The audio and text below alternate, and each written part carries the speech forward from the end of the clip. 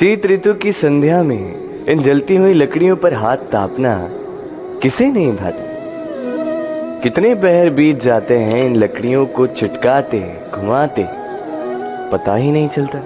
ये लकड़ियां पहले जलती हैं, फिर हमें ताप देती हैं, फिर राख बन जाती हैं। बताइए, ये अग्नि उत्पन्न कहां से होती है? उत्तर सरल है, इन लकड़ियों में से। फिर बताइए, ये राख कहां से उत्पन्न होती है? उत्तर वही है, इन्हीं लकड़ियों में से।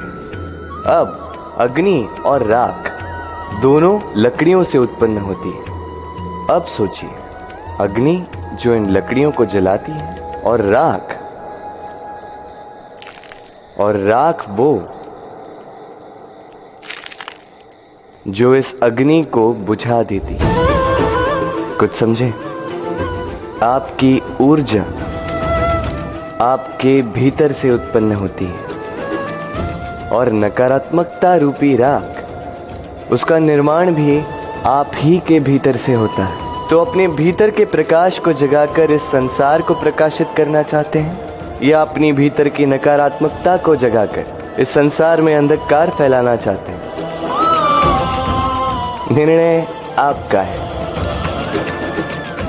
राधे राधे। बताइए, श्रेष्ठ कौन?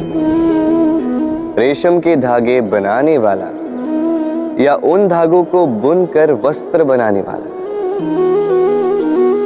निश्चित रूप से वस्त्र बनाने वाला। अब बताइए, श्रेष्ठ क्या है? माटी को पूरे तट पर बिखेर कर रख देने वाली बाढ़, या उस माटी को समेट कर उसी से एक मूर्ति बनाने वाला मूर्तिकार? निश्चित रूप से मूर्तिकार। अब बताइए, श्रेष्ठ कौन है? देवताओं और दानवों का वो दल जिन्होंने अमृत प्राप्ति के लिए इस संसार में हलाहल फैला दिया, या वो महादेव जिन्होंने इस हलाहल को सूक्ष्म करके अपने कंठ में समाहित कर लिया? निश्चित रूप से महादेव श्रेष्ठ। इसी प्रकार संसार में छोटी छोटी बातों को बड़ा करने वाले श्रेष्ठ नहीं होते, क्योंकि छोटी छोटी नोकझोंकों को द्वंद्व में परिवर्तित करना बड़ा ही सरल है। किंतु श्रेष्ठ सदैव वो होता है जो बड़े से बड़े युद्ध को समझौता बनाकर समाप्त कर दे। राधे राधे। जीवन को रथ कहा जाता है, किंतु क्यों?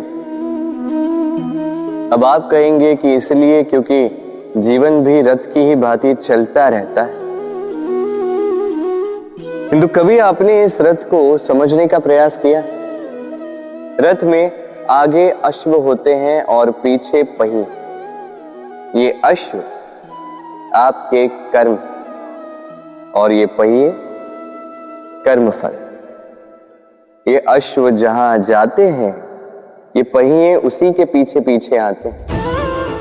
यदि आपके अश्व यानी आपके कर्म शुभ सरल मार्ग पर चले, तो आपकी यात्रा आनंदमयी होगी। यदि दुष्कर्म के बुरे पथ पर चलें, तो आपकी यात्रा गड्ढों और झटकों से युक्त होगी। अब चयन आपका है। आप क्या चाहते हैं? आपकी यात्रा आनंदमयी हो या पीड़ादायी? अपने कर्मों के अश्वों को नियंत्रण में रखें। फल का पहिया सदैव आपको मधुर रास ही देगा। राधे राधे।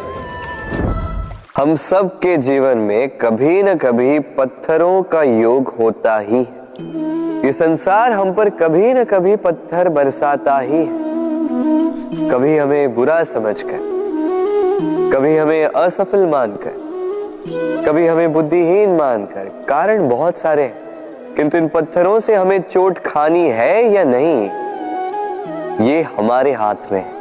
या तो आप इन पत्थरों से चोट खाकर आंसुओं में डूबे रह सकते हैं, या यदि आप चाहें तो इन पत्थरों से सेतु बनाकर समस्या का सागर पार कर सकते हैं। निर्णय आपका। ये पत्थर प्रतीक है हमारी निंदा का, हमारी आलोचना का। जो इस आलोचना को नकारात्मक ले गया वो केवल कष्ट ही पाएगा, और जिसने इस आलोचना को विकास का आधार बना लिया वो सफलता के शिखर चढ़ेगा। इसलिए स्मरण रखिएगा, आलोचना आपका शत्रु नहीं, आपका सबसे बड़ा मित्र है। राधे राधे। संसार में सबसे कठिन कार्य क्या है? कोई कहेगा पर्वत पर चढ़ना, कोई कहेगा तैरना, कोई कहेगा उड़ना। किंतु क्या ये वास्तव में कठिन है? असल में देखा जाए तो बस ये थोड़े भिन्न है। जो कर्म हमारे लिए करना थोड़े भिन्न हो, हम उसे कठिन समझ लेते। जैसे तैरने की कला भिन्न है, पर्वत चढ़ने की कला भिन्न है, उड़ने की कला भिन्न है। जैसे कि कुछ लोग गणित और विज्ञान को कठिन समझ लेते हैं, तो वास्तव में ये बस साहित्य से थोड़े भिन्न है, कठिन नहीं। देखिए, संसार में कठिन कुछ भी नहीं है, बस एक दूसरे से भिन्न है। जैसे कुछ लोग हो, संबंध हो, किसी की सोच या विचारधारा हो, कभी कभी हमें समझ में नहीं आती, क्योंकि हमारी सोच और विचारधारा से वो भिन्न है। किंतु यदि ये समझ लिया जाए कि वो कठिन नहीं, बस थोड़े भिन्न है, तो अनेकों संबंधों को बचाया जा सकता है। राधे राधे। मीठा पानी सबको भाता, परंतु खारा पानी किसी को नहीं भाता। अब सोचने वाली बात यह है कि मोती समुद्र की गहराइयों में ही बनता है। खारे पानी के मध्य में रहकर, हर क्षण भक्षकों से टकराकर, अपने अस्तित्व को दांव पर लगाकर ही सीप मोती प्रदान कर पाती है। कभी सोचा है क्यों? क्योंकि बिना संकटों का सामना किए, बिना विषम परिस्थितियों में उलझे आपको सुख प्राप्त नहीं होगा। इसलिए निडर होकर संकटों का सामना कीजिए और मेरे साथ प्रेम से कहिए, राधे राधे। हम सब समय की महत्ता को पहचानते हैं। समय ही हमें बनाता है, समय ही हमें नष्ट कर देता है। कभी समय ठीक चलता है तो कभी बहुत ही खराब समय आता है। विचित्र बात यह है कि हम फिर भी समय को ही नष्ट करते हैं। स्मरण रखिएगा, समय केवल जाता है, कभी आता नहीं।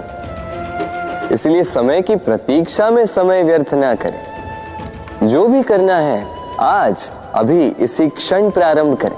फिर चाहे वो किसी को सुख देना हो या स्वयं को बदलने का प्रयास करना हो, कुछ भी हो, विलंब ना करें, क्योंकि समय उसी का साथ देता है जो समय का सम्मान करता है।